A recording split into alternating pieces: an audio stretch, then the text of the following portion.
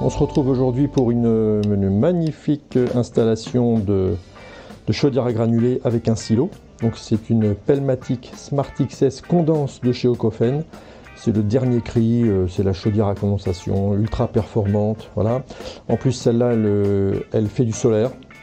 Donc on a un système solaire que je vous montrerai juste après, avec deux panneaux et on fait de l'eau chaude solaire avec. Donc un chauffe-eau solaire individuel. On a un silo, donc un silo qui permet de contenir la consommation annuelle qui est de à peu près 3 tonnes par an. Voilà, donc on va commencer par le démontage de cette installation, c'est-à-dire l'ouverture des carters, et puis on va entrer dedans. D'abord, je vais vous présenter un petit peu l'installation.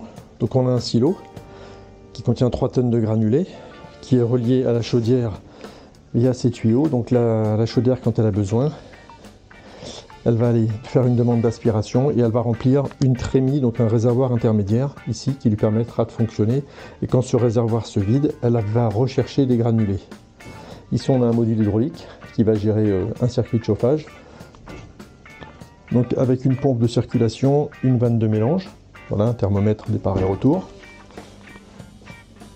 Ici on a un vase d'expansion de chauffage, ici on a un vase d'expansion solaire, ici on a un groupe de mélange solaire, donc c'est une pompe solaire, un manomètre, un thermomètre, un bidon de récupération.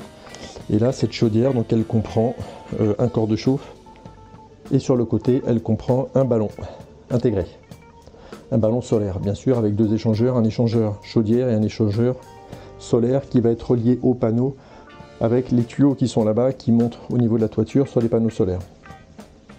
On en profite pour voir les panneaux solaires. Vous voyez, les panneaux solaires sont là. Donc, deux panneaux, c'est un chauffe-eau solaire qui fait uniquement l'eau chaude. Alors, pour ouvrir la chaudière, on a 4 vis. Une vis là, une vis là, une vis là-bas et une vis là. Ce sont des vis Torx. Une fois qu'on les a enlevées, on n'a plus qu'à soulever la plaque ici. Voilà. On démonte cette plaque.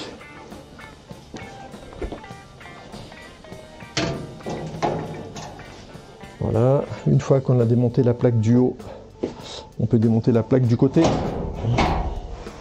C'est très bien fait, il suffit de tirer dessus.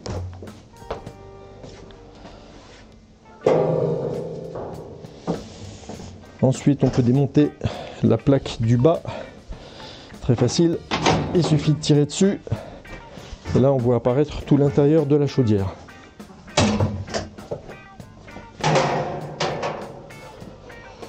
Au niveau de l'habillage, pour l'entretien, c'est pas la peine d'aller plus loin.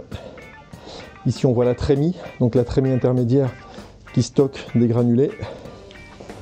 En dessous, on a le brûleur avec son moteur, le ventilateur, le bac de récupération de la cendre, l'écluse, donc c'est une vanne, et là-bas c'est un échangeur à plaques pour faire de l'eau chaude sanitaire. Alors, on va vider le cendrier, ou en tout cas regarder s'il a été vidé. Voilà, le cendrier il est bien plein. Voilà. Donc là, je sais pas, ça doit correspondre certainement à une consommation de peut-être quelques mois, je ne sais pas. Donc on va vider ça, on va aller faire ça dehors.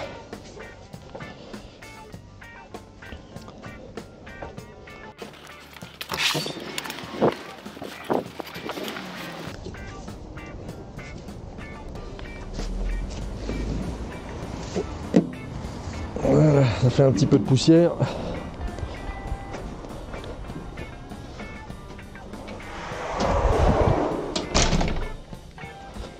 Et on va remettre le cendrier à sa place.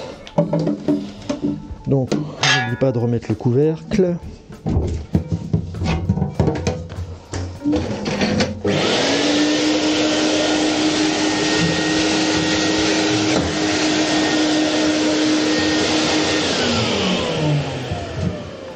On l'enfile à sa place. et on le verrouille. Oui, c'est pas très compliqué. Maintenant, on va passer à la partie du haut. Donc sur la partie du haut, j'ai dit que là on avait la trémie. Ici on a le capteur capacitif qui est capable de savoir si on a assez de granulés. Si on a assez de granulés, il arrête l'aspiration des granulés et on vit sur cette réserve. Donc ici, on va enlever l'isolant. Voilà, comme toutes les chaudières au Koffen, on a une sonde flamme. On va enlever. Pour y voir plus clair, on va ouvrir la porte. Ici, on a une petite vis de 8 qu'il faut enlever. Ensuite, on ouvre ici. On a accès à l'automate qui gère la chaudière. La régulation. Voilà. Donc on continue. On enlève l'isolation. On avait enlevé la sonde flamme. Et ici, on va ouvrir le corps de chauffe. Donc au-dessus du brûleur. Donc pour ça, il faut des clés de 13, je crois, à tube.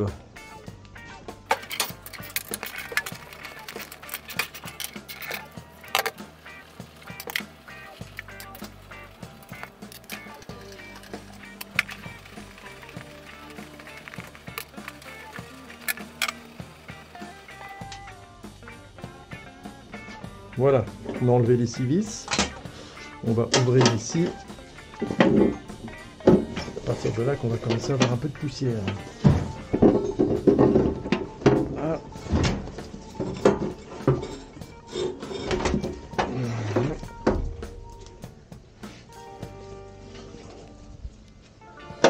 Voilà le couvercle avec son isolant et le doigt de gant dans lequel la sonde flamme est plongée. Alors vous voyez là, il y a plein de poussière, on va aller nettoyer tout ça. Voilà, je vous ai mis de la lumière. Donc ici on voit le système de ramonage automatique. Et là on voit au fond c'est l'assiette de combustion et donc c'est par là que vont monter les fumées. Ensuite les fumées vont redescendre ici et repartiront par derrière. On va nettoyer tout ça parce qu'il y a un petit peu de boulot.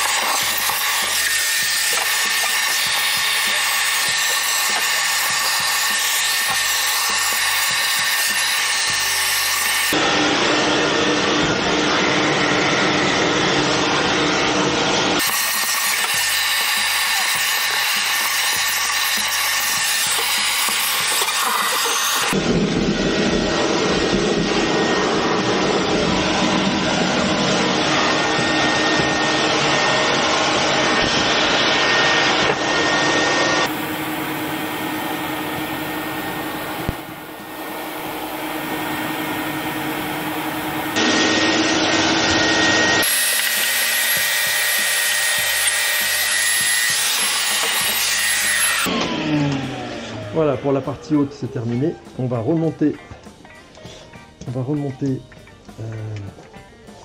le couvercle.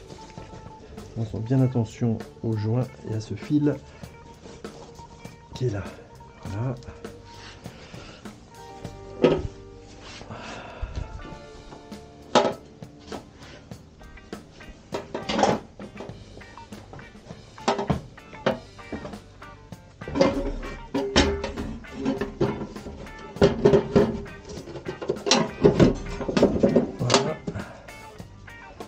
Rien de très compliqué, on remonte les vis. Bon, pour la partie haute c'est fini, on peut remonter le tout. Donc, isolant, la sonde flamme dans son trou. Voilà. Et on pourra remettre le couvercle après.